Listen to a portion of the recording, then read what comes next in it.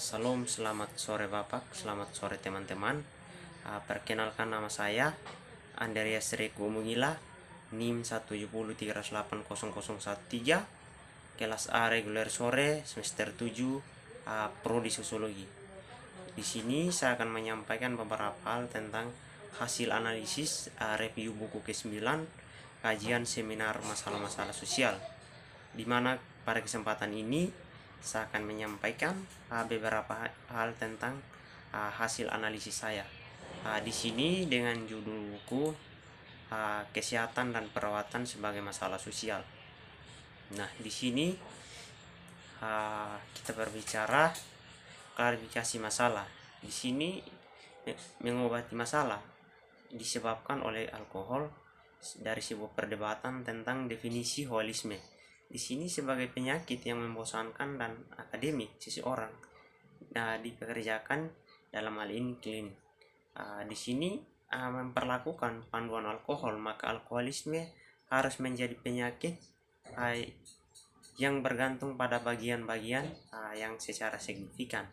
Dari komunitas ini yang menerima definisi ini adalah memantang gangguan oleh mereka yang ada di bidang lain, karena Piacian rep membenci profesi yang menyembuhkan bagaimana dominan sebagai besar masyarakat industri. Mereka memiliki kontrol atas penggunaan label yang lebih holisme. Nah, di sini juga kita berbicara konsep penyakit dan gerakan temperance Amerika. Di sini RUSH dan sesama dokter menyediakan dua tema yang menjadi perintis yang penting dalam gerakan temperance pada abad 19. Pertama, kita ditablaskan bahwa alkohol ini menyebabkan psikologi menyimpang dan perilaku yang relatif, maka mereka menjadi untuk pabrik temperance yang menghadapi argumen yang sama. Di sini tentang alasan merasa lebih sulit untuk melawan panggilan temperance.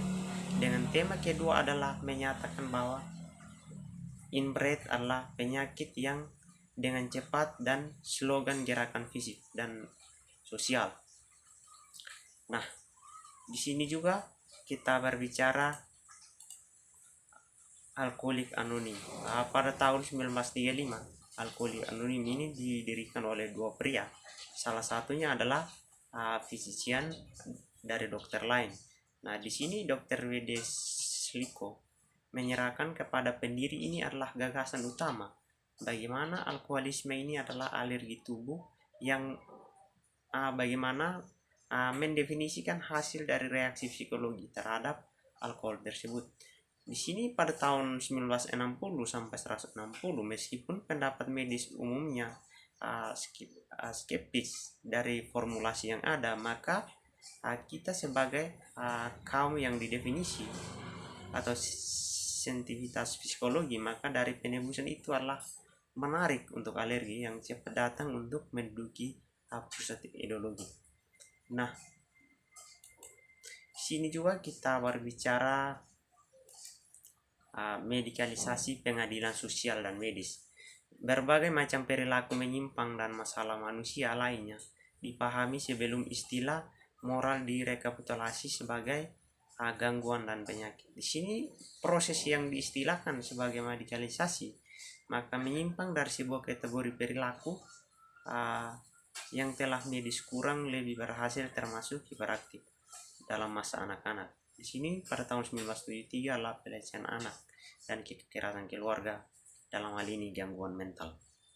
Nah, di sini kita berbicara muncul injeksi mematikan sebagai teknologi eksekusi. Setiap inovasi modern dalam teknologi hukuman mati dari sangat signifikan dalam berawal dari kekhawatiran kita, maka metode yang kita pakai adalah gagal memberikan kematian yang cepat relatif tanpa rasa sakit. Nah, seperti kekhawatiran bagaimana hal ini bisa mendapat gangguan seseorang, dalam hal ini dokter, untuk mengasuhkan pada tahun 1988 dibunuh dengan hal-hal yang tidak benar. Nah, secara resmi dipertimbangkan dalam ditolak oleh Inggris, maka kita pada akhir 1940 akan mengalami sebuah gangguan yang tidak signifikan. Di sini juga kita berbicara perlawanan asosiasi medis negara.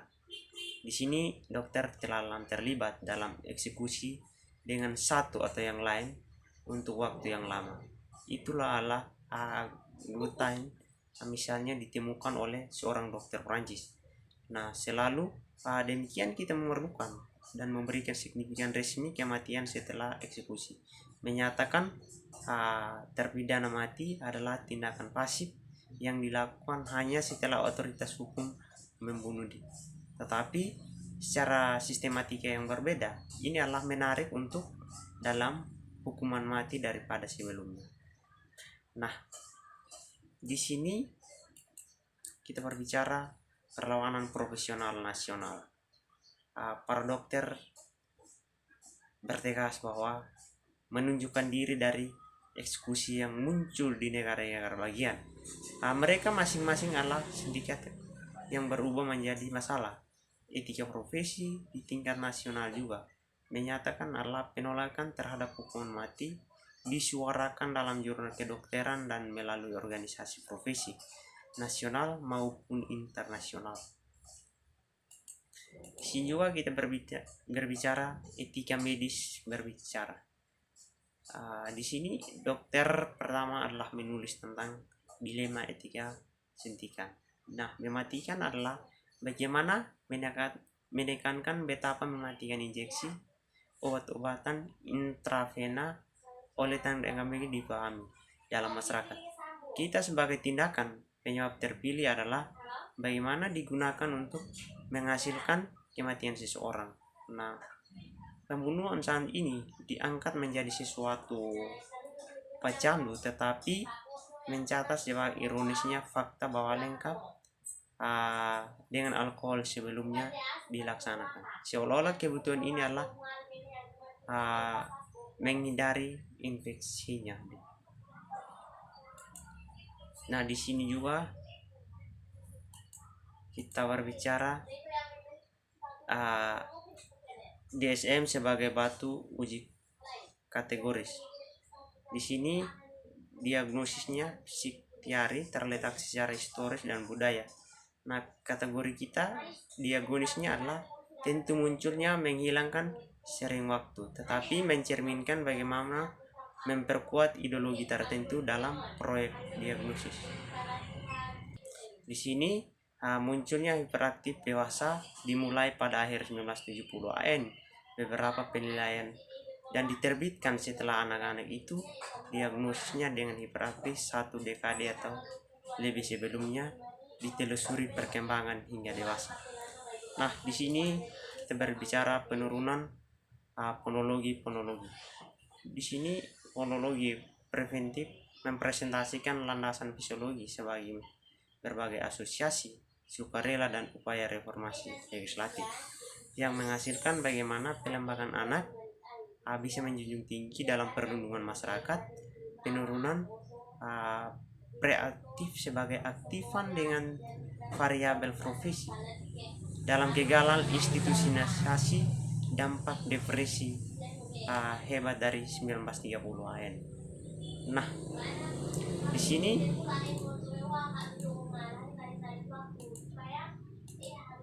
kemajuan perlindungan anak, kematian penyelamatan masyarakat di bidang perkembangan kesejahteraan anak dan kebijakan publik meningkatkan pada masalah anak sebagai individu. Konferensi di sini 1909 tentang anak-anak, gerakan bantuan Asosiasi Amerika untuk Penelitian Penerapan Kematian Bayi. Di sini juga kita berbicara ahli patologi forens dan bayi yang di backup 1945 sampai 1961. Ketika seseorang bayi ditemukan tewas di tempat tidurnya di Amerika Serikat, maka seseorang polisi secara krusnya dianggap menyampaikan pelanggaran hukum secara narapidana. Tetapi penetapan penyembuhan kematian adalah kadang-kadang dicurigakan melakukan tindakan kriminal bahkan membunuh bayi. Di sini juga kita berbicara menyebabkan hipotetis penyakit pernapasan. Di sini membangun kepercayaan yang masuk dalam hipotesis yang bersedia mengajukan permohonan pada tahun 1945 bahwa menunjukkan dokter dalam pengobatan rutin praktek perbaikan penelitian terbaru. Di sini setuju bahwa terhadap mati, eksekusi tidak dikenal dengan profesi medis dan tentu saja bukan masyarakat umum yang memelihara hal tersebut. Tetapi hal ini kita berbicara para orang tua yang privat mengambil instansi pada 1962 sampai 1969. Di sini ahli patologi forensik percaya bahwa penyebaran yang terdapat dalam temuan mereka akan menghasilkan kebiasaan dan ketenangan pikiran orang. Di sini bukan semua orang yang berluka atau menganggap pesan itu menghibur, tetapi beberapa ingin mengapa jika kita tidak bisa disalahkan ilmu kedokteran, tidak memiliki pengetahuan untuk melindungi bayi mereka. Di sini kita berbicara profesi pengendalian racun. Yang dimaksud di sini adalah racun adalah kejahatan kuno. Tetapi sejak pertengahan abad ke-20, racun telah ditemukan. Bagaimana sangat modern sebelumnya racun itu terkait dengan saat mematikan.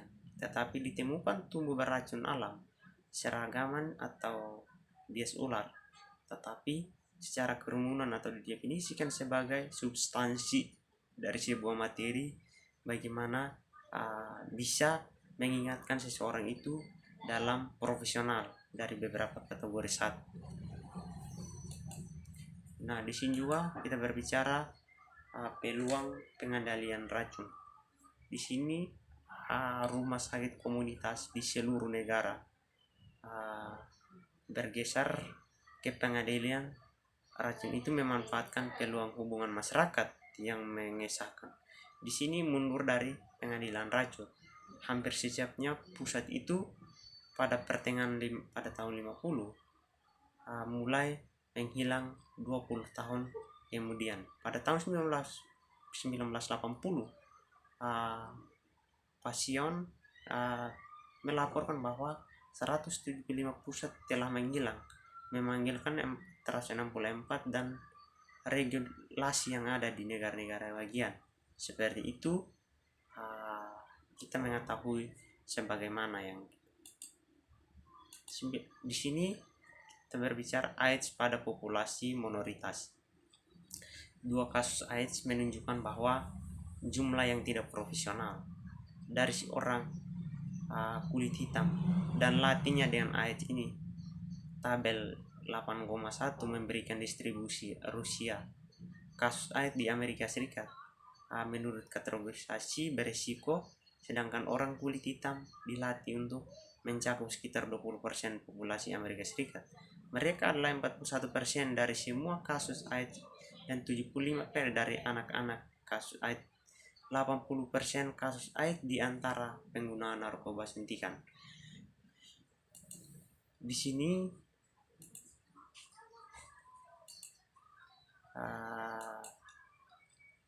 sini kita berbicara upaya minoritas untuk mobilisasi melawan AIDS. Pada tahun 1987, beberapa fungsi medis dan penyediaan zat kulit yang belum menjadi aktivitas dalam masalah ini menjadi lebih tertarik dan terlibat. Di sini yang muncul tantangan penularan seksual, kulit hitam dan kasus AIDS pada anak meningkatnya. Kekhawatiran ini anti membuat penghindaraan terus-menerus sulit. Di sini juga kita berbicara dokter sakit, konstruksi sosial, penyimpangan profesional. Di sini metode dan data. Pada data yang dikumpulkan pada tahun 1999, kita diberikan bahwa beberapa sumber mengirim kuesioner 7 halaman dan minimal informasi pada masyarakat medis. Di sini 54 di semua negara bagian yang secara jurisdiksi 20 dalam masyarakat pengambilan kuesioner perwakilan ini. Di sini membenci 53% dari mereka disurvei 90% dari 30 masyarakat dengan identifikasi program dokter pada saat itu. Nah, di sini kita berbicara mengubah praktek medis dan klaim malpraktek medis. Di sini malpraktek medis mengklaim bahwa medis itu telah meningkat dari 3,2 klaim per 100 dokter. Di sini 181 hingga 10,1 pada tahun 1995. Klaim menurun menjadi 7,7 per 100 dokter pada tahun 1950. Meningkatnya menjadi 3,2 pada tahun 1991 Amerika Serikat. Perbedaan tingkat ini adalah di seluruh spesialisasi adalah bukti bagaimana dampak struktur pengobatan mengklaim mempraktek sehingga menjadi penyediaan perawatan primer seperti praktis pada saat ini. Itu saja penyampaian dari saya. Selamat sore, sekian dan terima kasih.